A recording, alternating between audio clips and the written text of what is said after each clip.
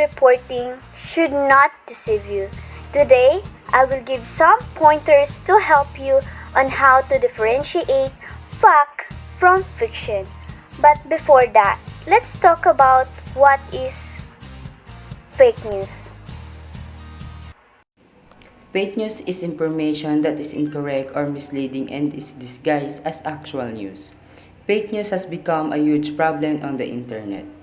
False information presented as news with no verified facts and sources is sometimes referred to as fake news, although it's thought to define. A fake news report may have some truth, but it may conceal important information and just provide one side. It's easy to see why fake news is a problem, but recognizing it and stopping it from spreading is more difficult. The problem with fake news are well known among social media users, including journalists and politicians.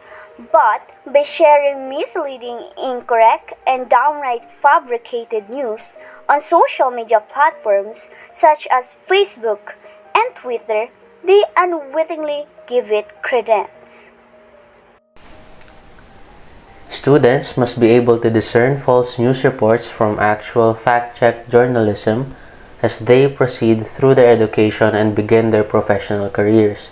These guidelines teach students how to spot false news in order to ensure that the information they read and watch is reliable and truthful. Students will be able to combat the pervasive dissemination of damaging, misleading, and inaccurate information if they can detect misinformation disguised as valid news.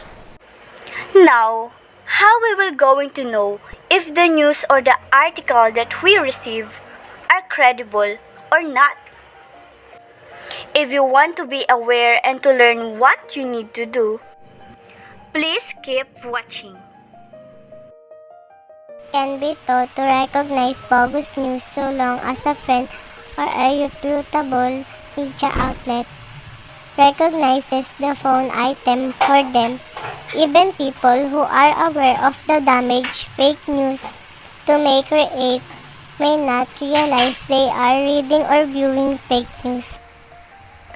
Here is what some other experts have had to say when it comes to ensuring the younger generation stays attuned to the spiraling fake news from fact on the social media. First, you can use FactCheck. This service, which is a product of the Annenberg Public Policy Center, is fantastic for verifying political statements. PolitiFact app. You're going to swipe left to guess a news story is false, and swipe right to guess it is true. The app is made in partnership with the Pulitzer Prize-winning organization, PolitiFact, in the hopes of encouraging people to better discern sources of information while gathering beneficial statistics on public misconceptions. PolitiFact, winner of the Pulitzer Prize, it can be investigates and verifies politicians' assertions. Snopes.com is one of the oldest internet debunking sites, focusing on urban legends, news articles, and memes. At the end of each debunking, they cite their sources. Lastly, you can use this website, which is the linking, to check the credibility of the article or of the book author. So you guys can create an account here so that it can be easier for you to access here. So here we can see the search tab. So before that, let's find an article. So let's use this article. So by getting this link, just copy link. Then we can see that this page couldn't be found in the LinkedIn account.